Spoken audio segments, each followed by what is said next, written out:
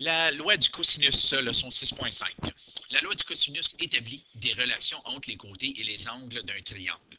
Alors, on a ici le triangle ABC. Un rappel que les angles sont représentés par la lettre majuscule et ensuite du côté opposé à l'angle, on met la lettre minuscule pour représenter la longueur de ce côté. Maintenant, dans tout triangle ABC, voici la règle ou la loi du cosinus. Je ne sais pas c'est quoi cette ligne-là. Là. On va effacer ça. Voilà. OK?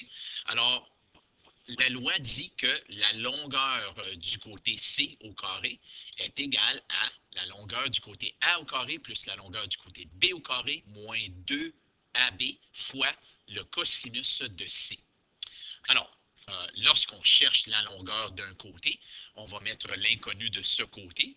Puis lorsqu'on cherche l'angle, on peut le laisser là ou on peut utiliser une autre équation qui isole ceci. Cependant, personnellement, je préfère laisser cos C ici lorsque je cherche l'angle C.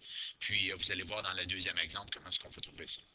Alors, exemple 1. Les villages de Rockcliffe et de Sutton sont séparés par une montagne. Un tunnel ferroviaire rectiligne doit être construit pour relier les villages. Rockcliffe, qui est représenté par la lettre R, se trouve à 7,1 km de Trayford, qui est la lettre T. Sutton, la lettre S, est à 6,9 km de Trayford. L'angle que forment les droites reliant chaque village à Trayford mesure 40 degrés.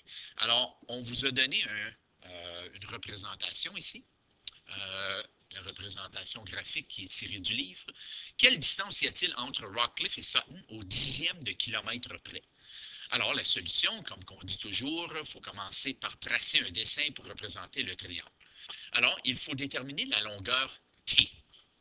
Alors, c'est ceci qu'on cherche.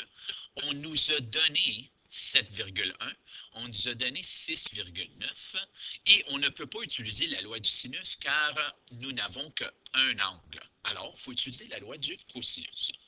Alors, qu'est-ce qu'on va utiliser avec l'équation que je vous ai donnée ici? Je vais tout simplement changer les lettres pour que ça soit correspondant avec mon dessin. Alors, c'est T au carré est égal à R au carré plus S au carré moins 2 fois R fois S et ensuite multiplié par cos T. Alors, T au carré est ce que je cherche, donc je vais échanger les valeurs pour 6,9 au carré plus 7,1 au carré moins 2 fois 6,9 fois 7,1 fois cos de l'angle 40. Alors, tout ceci, lorsque je le mets dans ma calculatrice, ça me donne 22,96296 546. 546. Faites très attention de ne pas arrondir quand on est dans le milieu d'un problème. On va arrondir tout simplement lorsqu'on fait la réponse.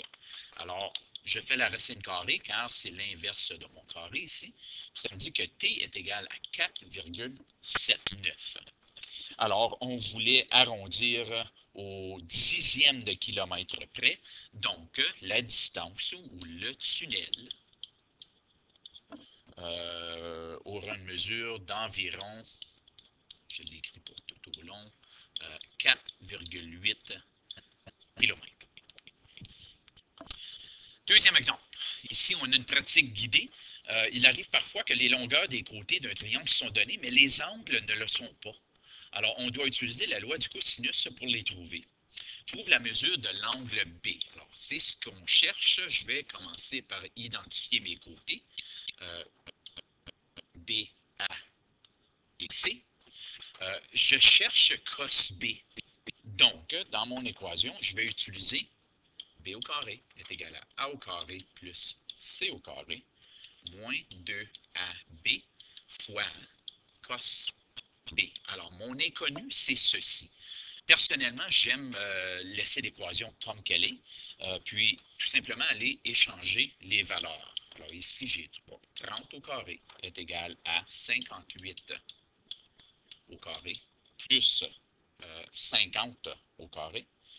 Je pense que j'ai une erreur ici. Non, j'ai pas d'erreur. Alors, plus ça, je regarde mon corrigé, là, 50 au carré, moins 2 fois 58 fois 50 fois cos B, mon inconnu reste là. Alors, 30 au carré, c'est 900. C'est ça un peu. 900 est égal à 58 au carré est 3364 plus 2500 moins 5800. 5800 fois cos B. Je vais faire l'addition de ces deux chiffres ici. 900 est égal à 5864 moins 5800 fois cos B. Faire attention ici, on ne peut pas faire la soustraction car ceci est une multiplication. Alors, ce que je peux faire, c'est envoyer mon 5864 de l'autre côté, qui va me donner négatif 4964, qui est égal à négatif 5800 fois cos B. Maintenant, pour envoyer le négatif 5800 de l'autre côté, je vais diviser. Alors, ça va s'annuler, moins 5800. Alors, négatif 4964 divisé par négatif 5800, je ne l'ai pas calculé car, je vais tout simplement réécrire ici, c'est ce que je vais mettre dans ma calculatrice lorsque je vais faire cos moins 1. On se souvient, quand on cherche pour un angle, on fait cos moins 1, mais vraiment, qu'est-ce qui est arrivé ici? Pour envoyer le cos de l'autre côté, j'ai fait fois cos moins 1. Ça s'annule. Alors, ce que je fais d'un côté, je dois faire la même chose de l'autre.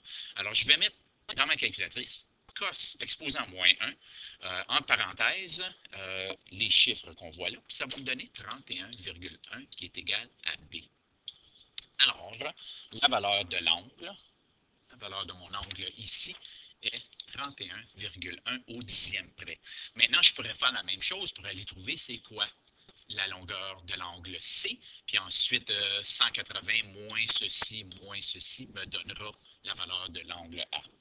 Alors, pratique autonome aux pages 35 et 36, les numéros indiqués.